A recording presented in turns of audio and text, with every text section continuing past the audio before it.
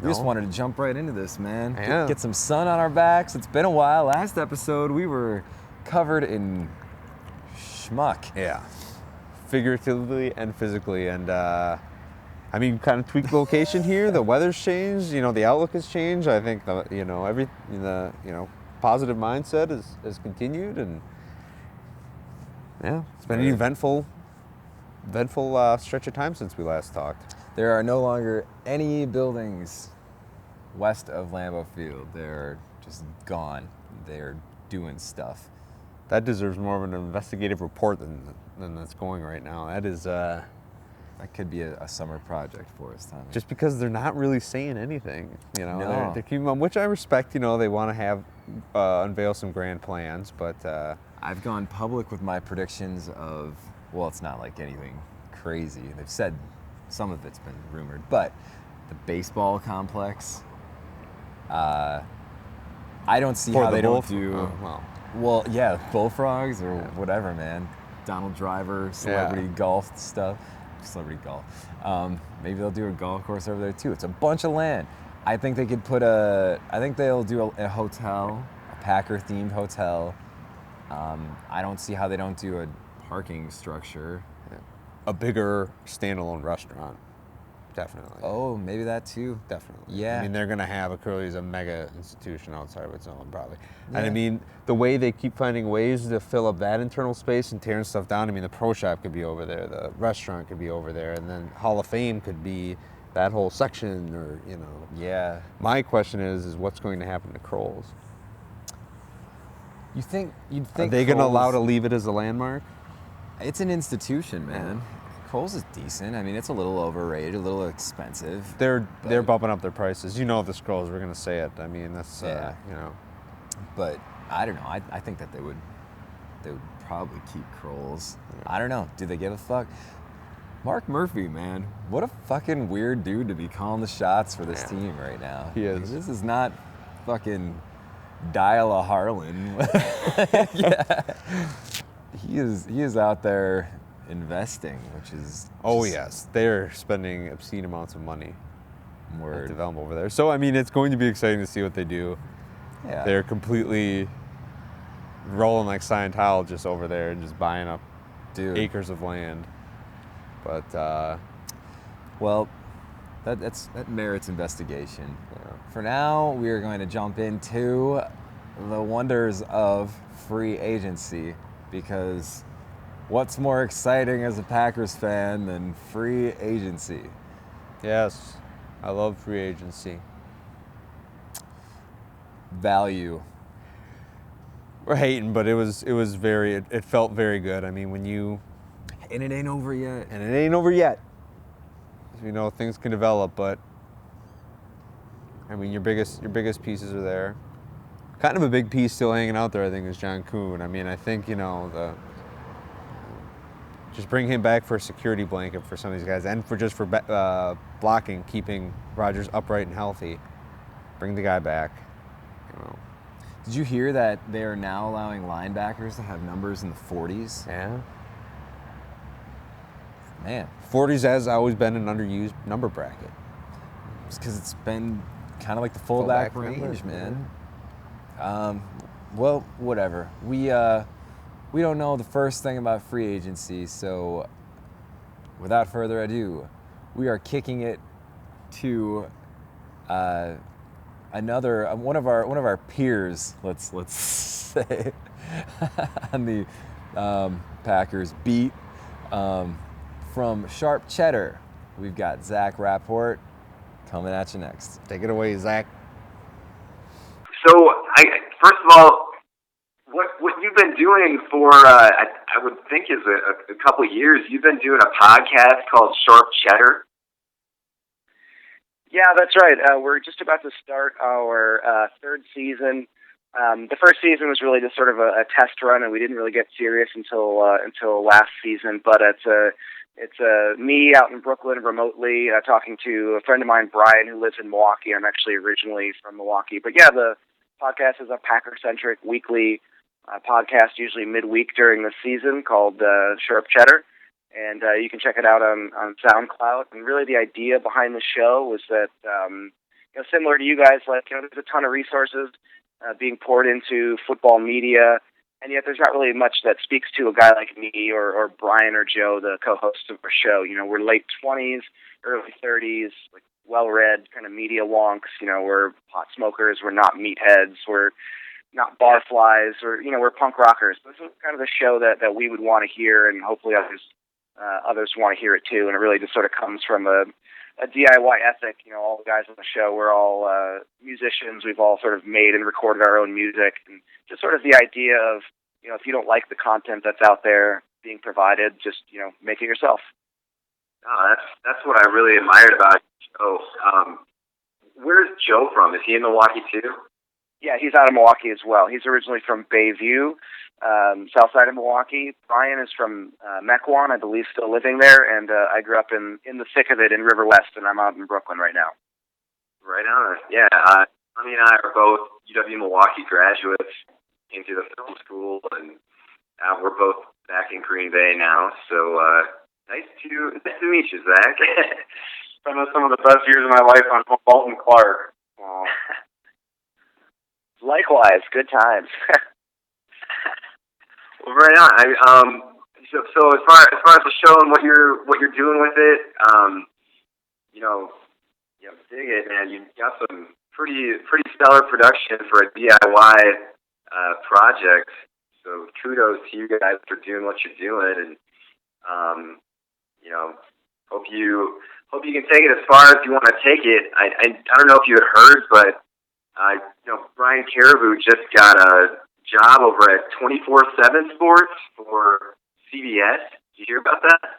No, I didn't hear about that. Kudos to him. I love Brian. I follow him pretty closely, and I listen to Railbird Central every week. Dude, yeah, same here. We actually had him on our show a couple months ago, and then this whole thing came through for him. So, hey, man, maybe we can be your golden goose and get you on a greener pasture too, man. But for now, we'll enjoy this episode, and this is just some armchair GM type stuff. Literally, I don't even have a rhyme or reason to this list I've been keeping. Let's just kind of talk about some of the offensive off-season moves the Packers have made. Some of the guys who have been floating out there as free agents in general, maybe tied to the Packers, didn't necessarily sign with us, but I think with just maybe the three of us just kind of, I don't know, free association on some of these names we tossed out. You game? I love it, man. Do kind of a Rorschach test with football. Let's do it. Yeah. Hey, that's all it is, man. This whole DIY broadcast thing. But just throw some ink on the page and see where it lands. Totally. All right, gentlemen. How about Devon House? You disappointed that he didn't stay? Were the Packers in the running for him? Zach, what do you think? From a player perspective, I am disappointed that he didn't stay. However, from a fiduciary standpoint, it makes so much sense that Ted Thompson let him walk. The contract that he was offered with the Jaguars is obscene. It's the contract that a team that's really struggling offers a player that they think they need. And Ted Thompson isn't going to pay more than market value. He never does. So in that respect, I definitely expected it. What does that make you think of the state of the secondary now and what may happen in the draft and beyond? Well, I don't want to jump the gun on the next player, but losing Tramon Williams as well sort of puts our secondary. There's a big question mark there. Obviously, they're depending on Casey Hayward to take the reins and take a big step forward and to continue his growth. But I think they're gonna be looking towards the draft. I know they brought in another player, a Wisconsin native, signed him to a short-term deal, but he's kind of an unheralded player. So unheralded that the name currently escapes me. Maybe you guys can help me with that. But I know what you're talking about, but Kyle, I'm just gonna butcher it. It's like Kyle Sebechik. I'm not even. Yeah, there you go. It almost sounded like he may have been signed more as like a kind of an heir apparent to Jarrett Bush, like a special teams gunner type guy. Yeah, it's interesting that you say that because Jarrett Bush is still out there, and they as of yet have not re-signed him. But that's still a possibility that they would bring him back. But I hadn't heard that argument before. That's interesting that he would sort of be succeeding Jarrett Bush. I didn't even have Jarrett Bush on my list here. Wow. I had not written him off as someone who they would bring back, but I mean, he's already gotten 2 contracts as basically a special teams guy. Yeah, a career special teams player. I mean, kudos to him. You know, the book on him is that he's always the last guy at practice. He's running the stairs when everyone else is hitting the showers, and it's paid off for him. You know, he's an otherwise unspecial player, to put it bluntly, who has stuck around with this team for a long time. So I mean, he has a Super Bowl ring, for God's sake. So not sure if they're going to bring him back, but I'm pulling for him. I like the guy. Another guy you might be able to talk about in some of those same terms is Kuhn. What do you forecast? What do you hope, and what do you think is going to happen with Kuhn? I think that he will be back.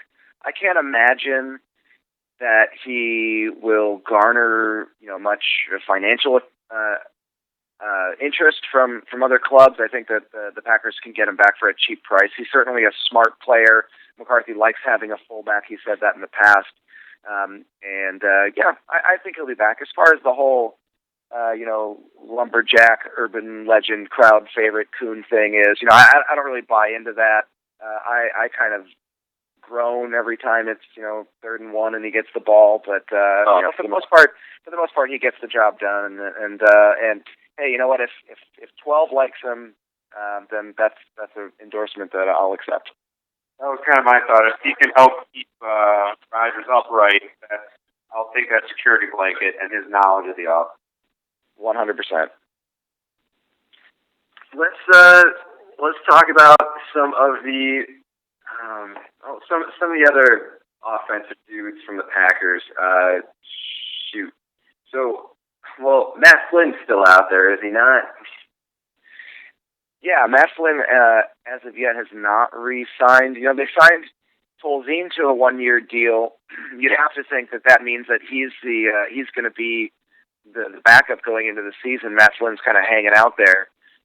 I frankly don't expect them to bring in Matt Flynn. I think that they're going to look to the draft or the later rounds for sort of a developmental backup QB, and until that time, they're going to roll with Tolzien at number 2. They definitely won't go into the season without 3 quarterbacks on the roster. You saw how that happened a few years ago, that train wreck of a season. So they'll definitely have 3 quarterbacks. I just think it'll be through the draft and not Matt Flynn. What about, man, I just saw this one today.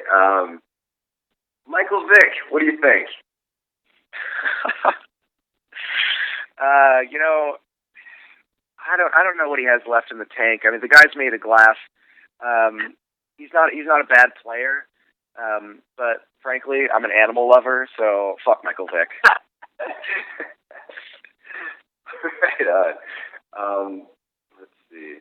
I'm jumping all over the place. Let's talk about some of the guys who've maybe signed with other teams. Juwan Harris, were you sad to see him go? I was sad to see Juwan Harris go. He didn't. They used him last year primarily as a return guy, and he just wasn't good enough at that to crack the lineup at running back. The MO under McCarthy and Thompson is that special teams is your way to the roster, and they liked Harris enough to, sign him off the used car lot and keep him on the team even through a gruesome injury. But he just was never productive enough on special teams. I am sad to see him go. I always like rooting for the little guy. He's both little in stature, and so the whole used car salesman story is that's something that I would have liked to see develop into a better story in Green Bay. I am pulling for him in Minnesota, just not against the Packers. Yeah, I get that. I mean, I understand how McCarthy wants to see those guys kind of pull their weight on special teams to get on to, offense or defense, but do you think, when's the last time that we saw a running back out there for kick returns or that kind of thing? I mean, did he have a chance to make it back onto the offense going that route? It's a combination of things.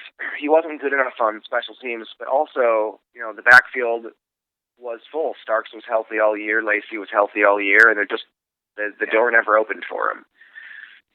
And especially now going into next season, Rajion Neal is a guy coming off of injury who they really, really liked, and I don't know if you remember him from last preseason, but I have high hopes for him. Yeah, that guy seemed to have some spark.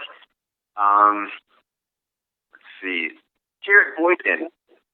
Sad to see him go. Tommy, what do you think?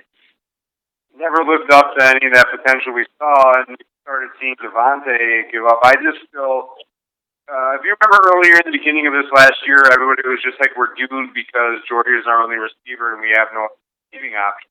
And Cobb obviously came around and Devontae developed. Richard Rodgers in there.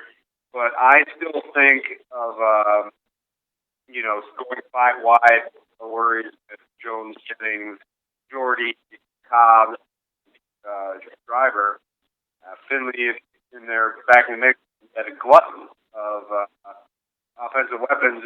Is there any way to draft and/or free agency, or is there any kind of move you'd like to see made, or anybody you're keeping an eye out to kind of expand our repertoire at wide receiver? Because it still seems not as expansive as he once was.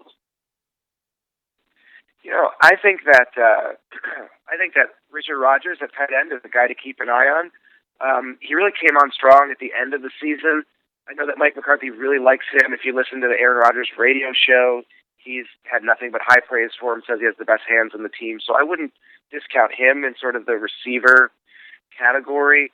I understand what you're saying as far as, in years past, the Packers really have had an embarrassment of riches. Once Cobb started coming on, it's like, oh great, like the Packers need another star wide receiver. But Exactly.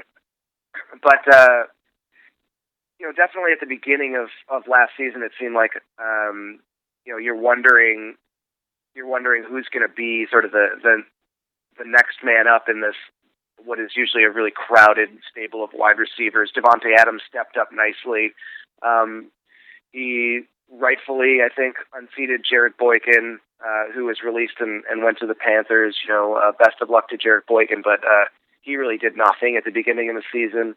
I think that Ted Thompson is going to do what Ted Thompson does best and find wide receiver talent in those mid rounds in draft.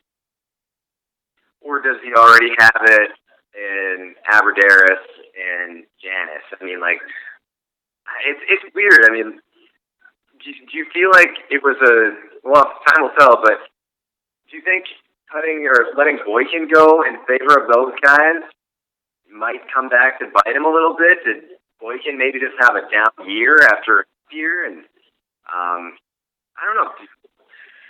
Overall, I mean, do you feel pretty good about those 5 receivers on the roster right now?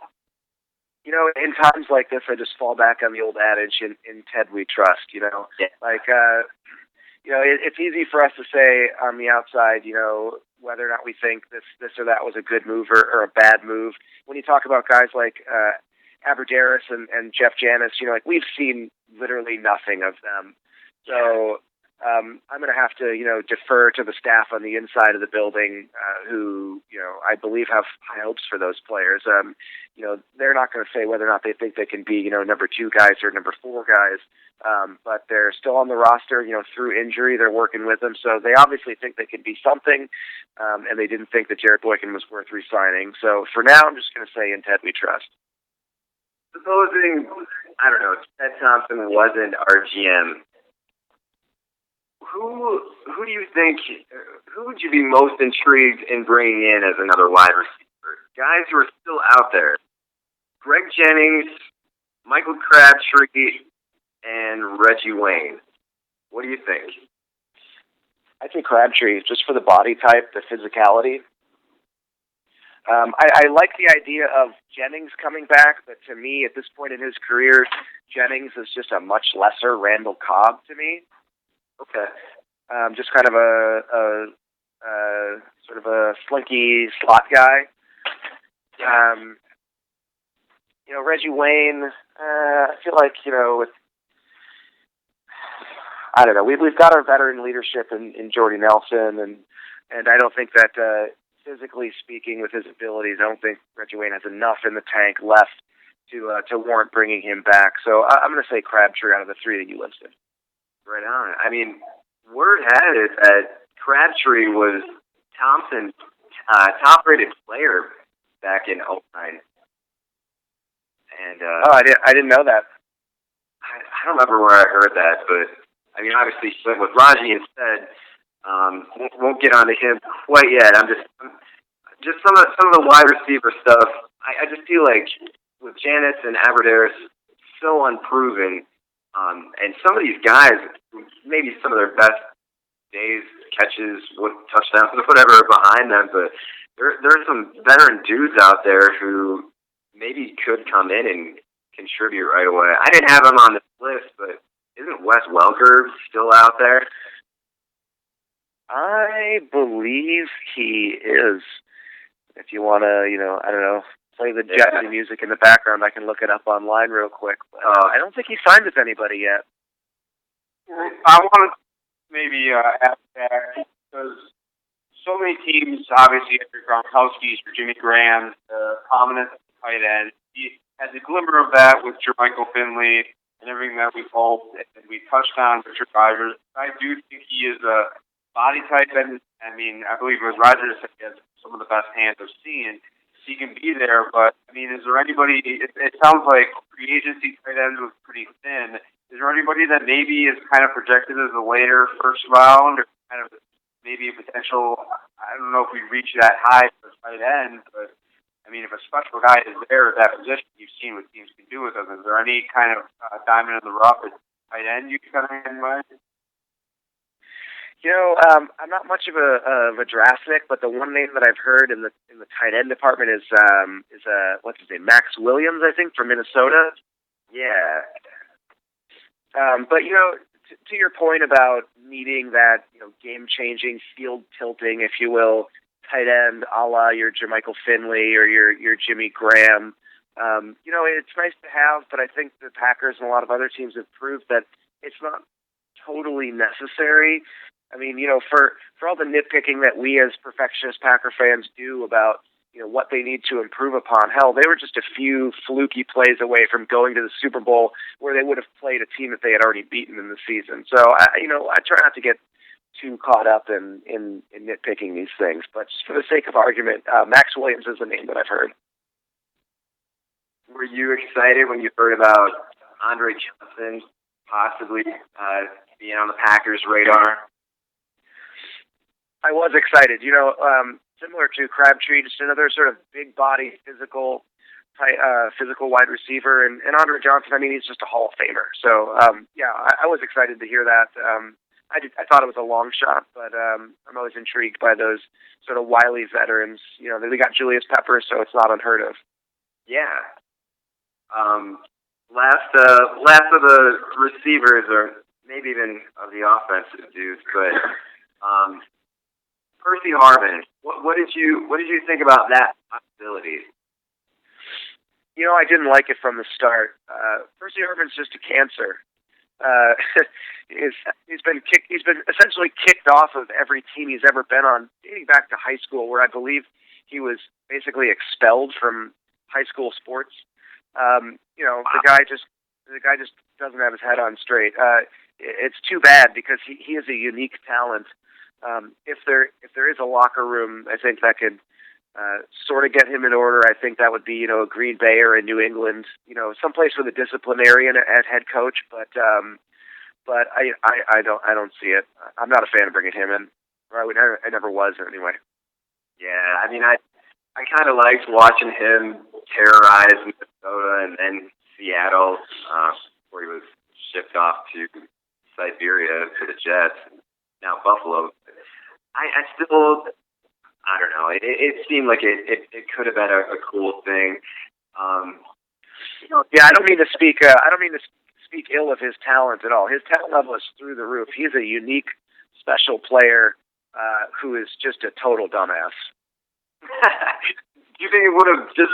I mean, if they would have brought him into Green Bay, do you think that would have just smacked of a little bit of desperation that they maybe don't even need? You mentioned how close they were. Would we have needed to roll the dice on a player like that to win a Super Bowl this year?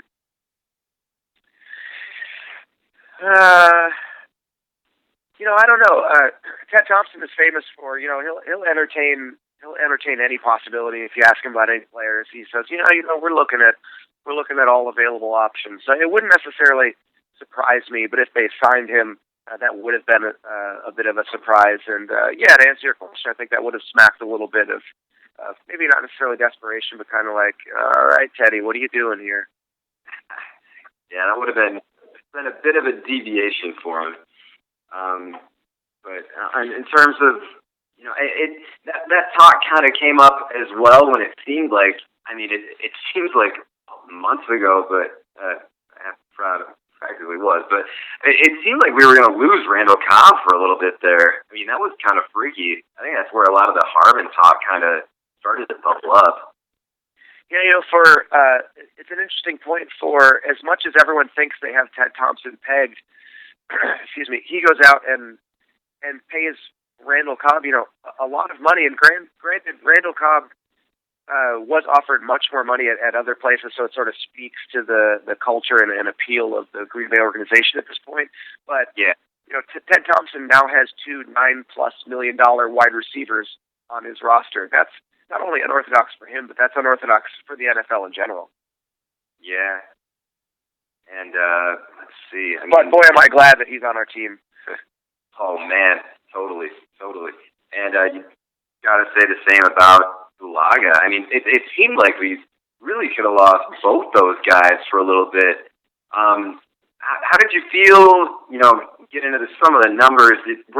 Were you okay with the Bulaga deal? Do you feel like they paid him reasonably for a right tackle?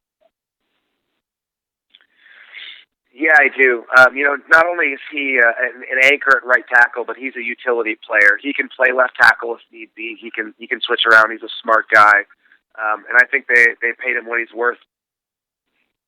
That's a great point about. They had drafted him to be the left tackle of the future. That's a great point of speaking to his versatility.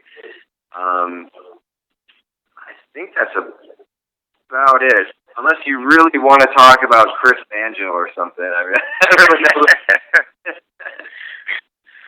Well, I do love me some Chris Banjo, and I was sad to see within the last day or two that Lattimore is now gone. We've completely obliterated our inside linebacker position, but I digress. No, I got nothing else for you guys.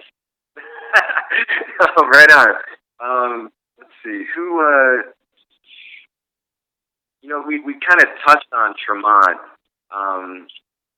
Did you? What was your prediction with him? Did you feel like they'd pull it off with him? Did it seem like it was close? Cleveland kind of came fucking out of nowhere. Yeah, Cleveland did what Cleveland does, and that's pay way too much money for somebody. When Tremont came back from, I believe it was the Saints, I kind of thought, okay, we've got it under control. If you leave the place you're visiting without a contract, it probably means you're coming back to the home team. But like you said, yeah, Cleveland swooped in with an offer that, frankly, I don't see how he could refuse it. And big ups to him for getting that contract. I'm sad to see him go, but again, there's no way that Ted Thompson's going to pay that kind of money for him. Yeah. Did you think there was any chance that we'd go for one of the bigger names out there, like a Revis or a Sue? I'll tackle those in reverse order, pun intended. Sue, there's no way in hell we were going to sign him. His cap number, is just going to be way too high.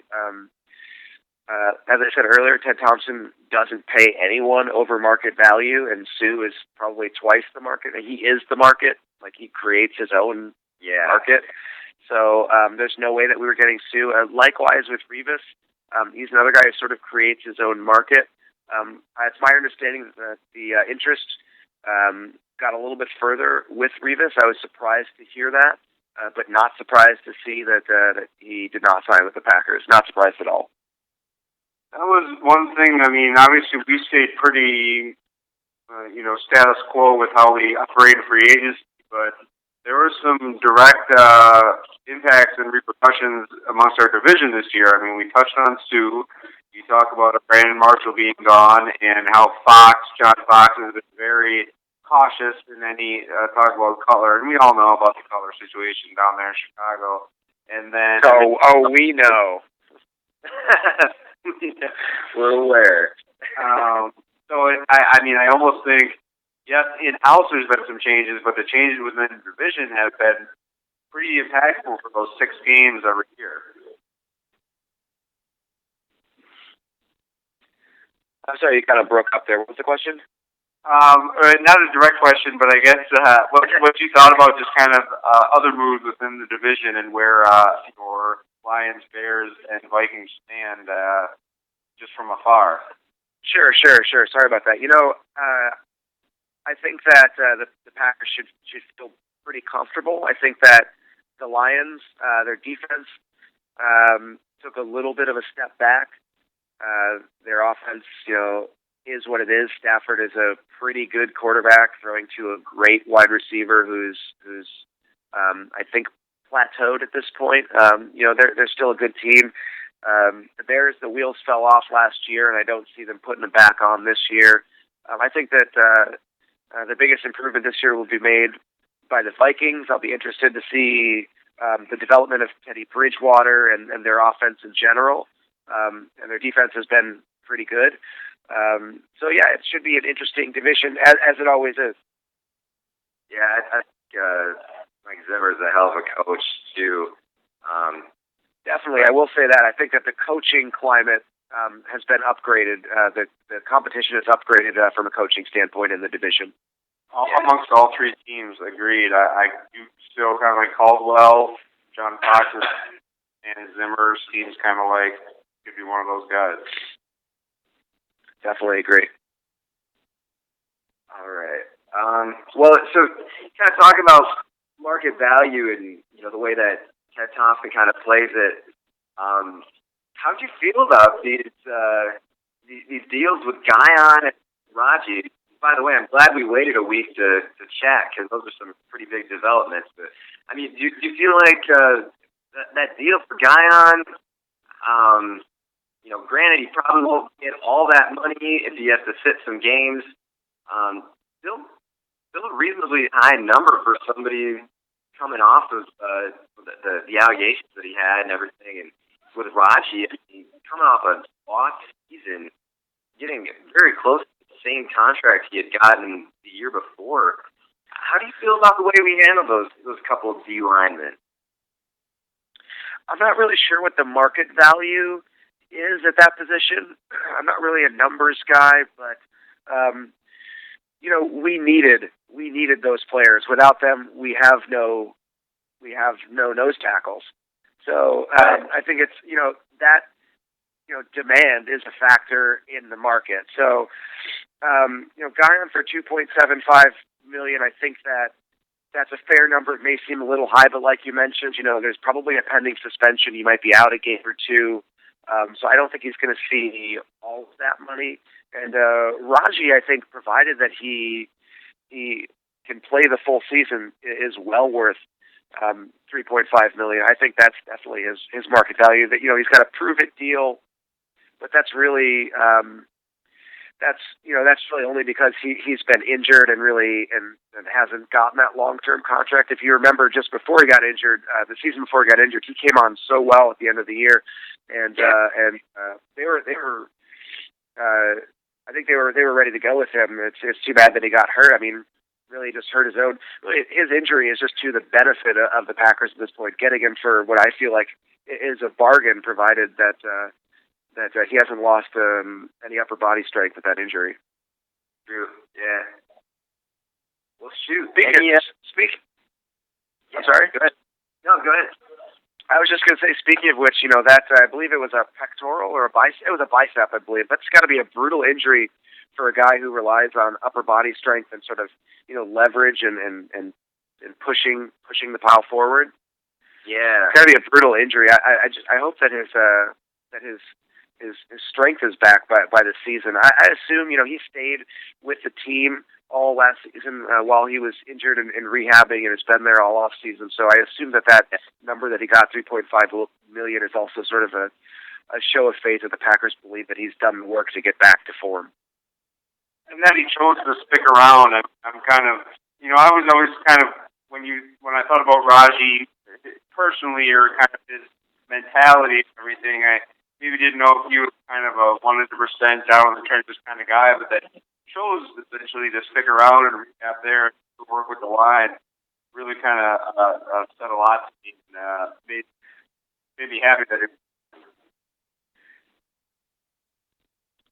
Yeah, definitely. I think that says a lot. I hate to use the term Packer people, but we sort of talk about that as meaning the kind of personalities that we want in the locker room, that sort of team-first mentality that Ted Thompson and Mike McCarthy try to cultivate. And I think that he really embodied that sticking around. He was on the sidelines every game, cheering on the team. And, most guys, they go home to rehab. They go with their families. And he stuck around. I think it was his way of showing that, he was in it for the long term. He wanted another year to prove it with this team.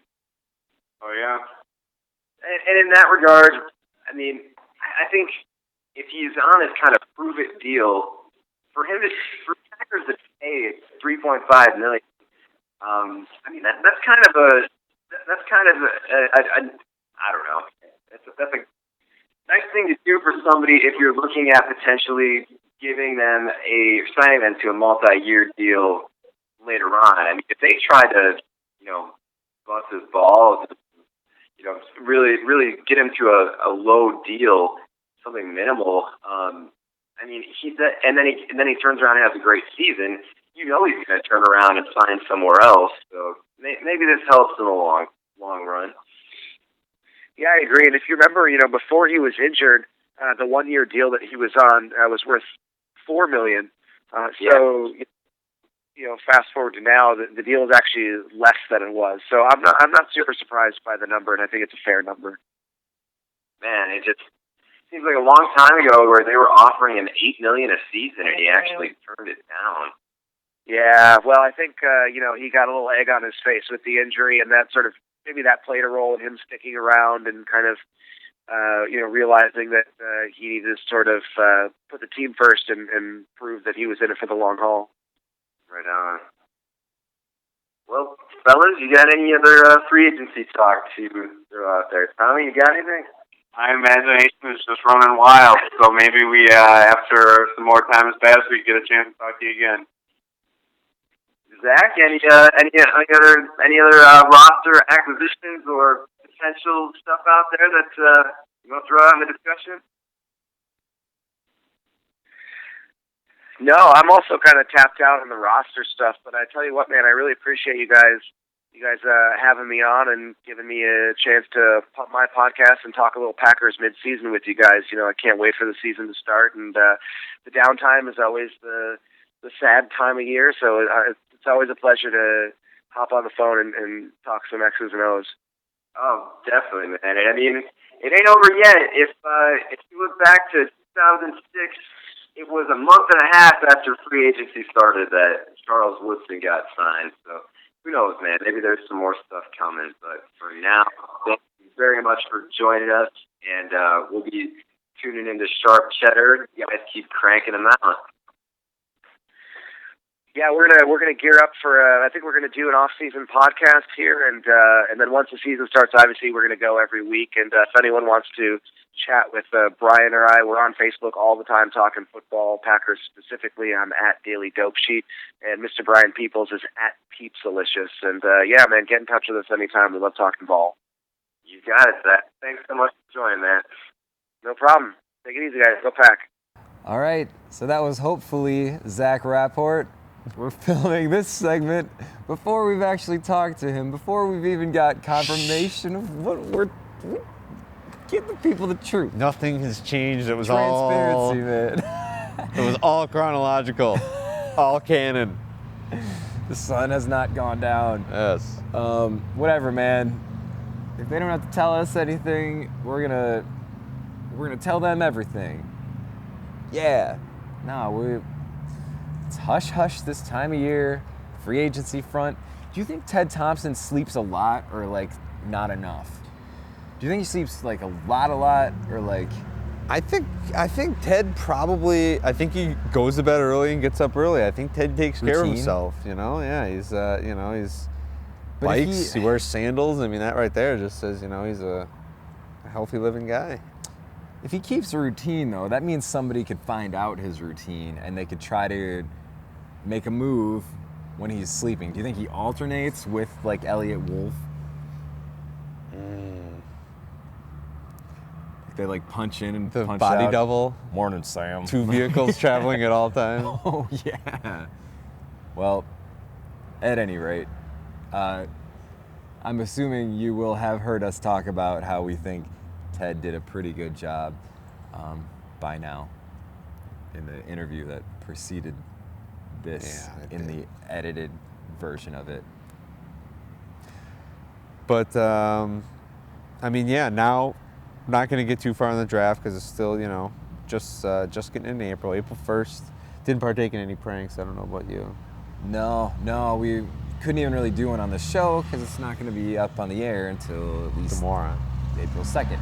My buddy at work did do the Pac-Man on Google thing. Really? Yeah. He did all right.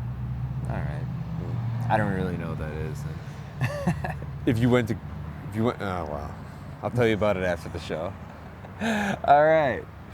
Let's go do something. Let's go talk to Zach. I mean, Shit. my nose is gonna start bleeding like on Lost when they would jump between time zones. All right. Thanks for tuning in. We'll see you later this month. We're gonna have a special pre-draft edition with another awesome guest. So tune in then. Till then, I am Matty Day. I'm Tommy Burns. We are Live from Stadium Drive. Even though we don't live here anymore, it's all